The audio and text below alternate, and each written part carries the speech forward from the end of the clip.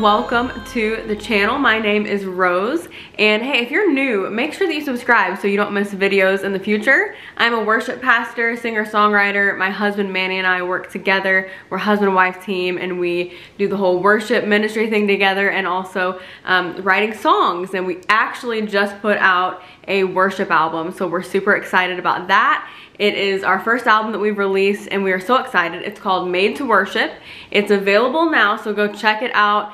We're just super excited about it. So today I wanted to sit down and film a video all about the album, the process, and all the things that went on that maybe a lot of people don't know about. Kind of interesting. I think it's gonna be fun. So let's jump right in. So in this video, I'm just gonna be covering frequently asked questions, things like that about the album. So first of all, how did we come up with the name? Why Made to Worship? Why do we call it that? I mean, you know, we're worship pastors, so that kind of is a lot of the reason. Of course, it's a worship album, so, you know, it makes sense. But the actual title, Made to Worship, the first song on the album that I wrote kind of with the album in mind, I'll say. Some songs had been written, but we didn't really know they'd end up on this album.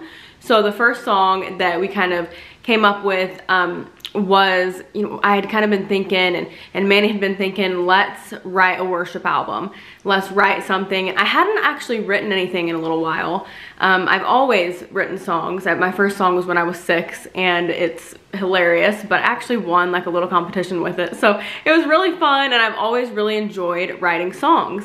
So anyway, we, you know, decided to write this album, and honestly can't remember if we decided before or after Made to Worship was written, but I think we'd kind of had it in our mind, just hadn't really decided yet. Of course, it's been in our mind for years, you know, who does music and doesn't want to put out an album. So I think that it's been in our mind. But anyway, I was in our apartment actually in New Mexico. We live in Texas now, but we actually lived in New Mexico for a while. And so we were in our apartment, and I was just like, I'm gonna start writing, you know, regularly again. I hadn't written in a little while. I've written little things, but not a full song in a while. And I think, you know, as an artist, the writing, it kind of comes in phases. And so I hadn't really sat down and written a full song. So I was like, I'm gonna write just a full song. I'm just gonna go do it. And that's not always how they happen, but I was just gonna sit down, I was gonna write a song, because sometimes that's how it works. So I just kind of started playing through, like, you know, a 4-chord progression thing, very simple, and came up with some little things. And then I came up with just, God just kind of put on my heart, I was made to worship, I was made to worship. And it's so simple, right? It's like not anything, you know, I know I have a purpose, I was made to worship. And so I just kind of started to come up with this chorus, and I was like, it was just like an incredible time of worship in our apartment, just sitting in the bedroom, just singing this song. And it was really like this song that, you know, I was writing in a way, I mean, honestly, God totally did it. And he really, you know, you hear this all the time, but he genuinely did speak this through me. But it was like he was using that to kind of remind me who I was, and kind of remind me, like, this is what you're created for. Whether, you know, your stuff does good or it doesn't, or no matter what happens, like, you were created to do this. I created you to be a worshiper. And so that's kind of how the song came about. And I said, okay, well, how about Made to Worship? You know, I think it just kind of came in my mind after that, like, what about Made to Worship for this album? You know, if we put out an album, that'd be a cool title, you know, be a cool album name. So then I go back in my office in New Mexico shortly after, you know, we kind of started talking about this, and I look at this like light up like letter board that we had in the office at the time. We actually still have it. And I had put on there at some point, Made to Worship. And I don't really remember putting that on there. I don't really remember why I put that on there. It was just, you know, that's been my life, so it makes sense. But I didn't really remember it, and I walked in and saw that, and I was like, this is just, it confirmed it. Like, I need to put out this album.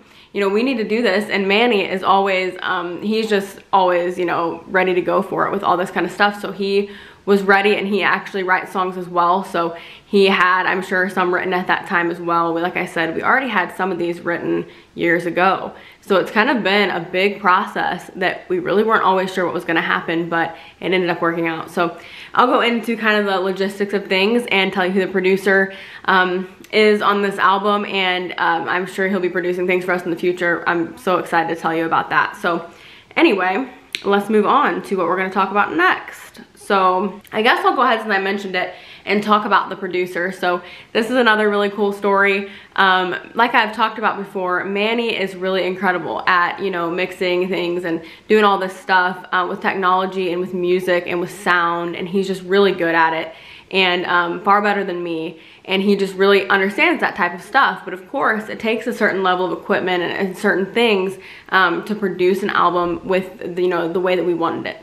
So it kind of scared me, to be honest with you, because Manny is, to me, like, he mixes everything the way that I like for it to be. He does things the way that I like. And I know he's my husband and you think I'm gonna say that, but he really does. The way that he makes my voice sound is always the way that I like for it to sound. And you know, if you're a musician or a singer or anything, there's just certain people that just get it, and he just really gets it. So I was kind of concerned, to be honest, to have somebody else working on the project, because I just didn't think that it would be what I wanted it to be, and without Manny being the one, you know, hands-on doing it. As far as mixing and everything. So Manny found this producer, and I'm gonna leave his information down in the description because I think everybody needs to email him. I don't know how much availability that he has, but if you're wanting to do some projects, I suggest emailing him and asking him if he's available to work with you, because he is incredible.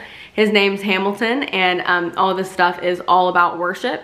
And Manny actually found him on the internet. He does like YouTube things and stuff. He actually produces, you know, these like stems and multi-tracks and stuff like that for like teams to use, worship teams, things like that.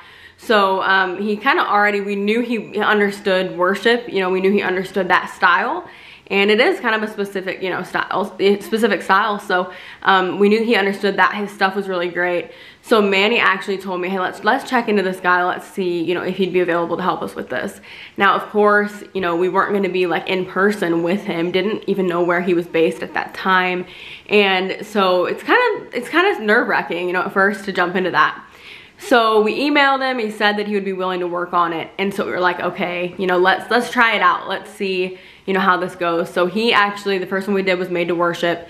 He sent it back to us. You know, we actually recorded the vocals and, you know, keyboard thing and all that right here in our house. And we'd actually been recording things for a long time that just we hadn't put it together. You know, even in New Mexico, I would go and record in our closet because it was like a good sound, and we lived in an apartment, so it was so hard to record, and, you know, all the things. And here we record in the closet a little bit in the guest room, and so it's very much like we just had to make it work. And so anyway, we went to go, you know, send him the stuff that we'd recorded for Made to Worship for him to begin producing it. And within just days, he sent it back, and it was just incredible, like mind-blowing how exactly right it was and how it was exactly the vision that we had. And to be honest, you know, Manny and I, we have, of course, artists have a vision of how you want things to sound. It's not just like anybody can just do something and it's perfect, you know. So it's our song, you know, we wrote the songs and we had a vision for them. And I was nervous and I didn't want to get in this awkward conversation, you know, like it's not good, but actually it never had to happen. Literally every song he sent back, just everything. Like it was so good. And I can't say that enough because I just really feel like he needs the credit for producing it. Everybody needs to know, you know, that he did it and to go check him out, because I know I have a lot of friends who do music just because of what I do. I know a lot of musicians, I know a lot of singers, I know a lot of songwriters, I know a lot of worship pastors. So, you know, people on worship teams, all that stuff. So if you are looking for an incredible producer, I highly recommend checking out Hamilton's stuff. He's just really talented. And it was so crazy because every time he sent a song back, we would be so excited, like so pumped. And I vlog everything, you know, that I do. And so it was hard to not show this stuff like prematurely. But anyway, he just did an amazing job. He would send it back, and some of the things that he did in the song, or, you know, the way that he would do it, I'd be like, that's exactly what I wanted. And if there ever was a time where we wanted to add something different, it never came back bad, ever. There was not one time that it came back like not usable or bad. But if there was ever a time where we had like maybe a creative idea that was like, okay, maybe this could be a little different, he would do it instantly, and it was just really great. So definitely recommend checking him out. What's really cool is he doesn't even live in the United States. And I mean, not that that's a big deal, but we do live in the United States. So it's so crazy that the internet is that cool that you can literally find a producer on the internet and he can produce it from another country, and like we've never met. And like it's really crazy to me. So if he ever does see this video, thank you, Hamilton, because you really were incredible with this project and so easy to work with. Highly recommend him. Yeah, I mean, I did want to mention, you know, I've said this a million times, but Manny just worked really hard on this project, and I love that you guys are able to see in this project Manny as more you know, he always worked behind the scenes and always, you know, worked, I mean, he's made everything work for me. He always, you know, makes the sound work for me and like everything that I need. He is literally the man behind all of that, all these graphics and the album cover and all this stuff.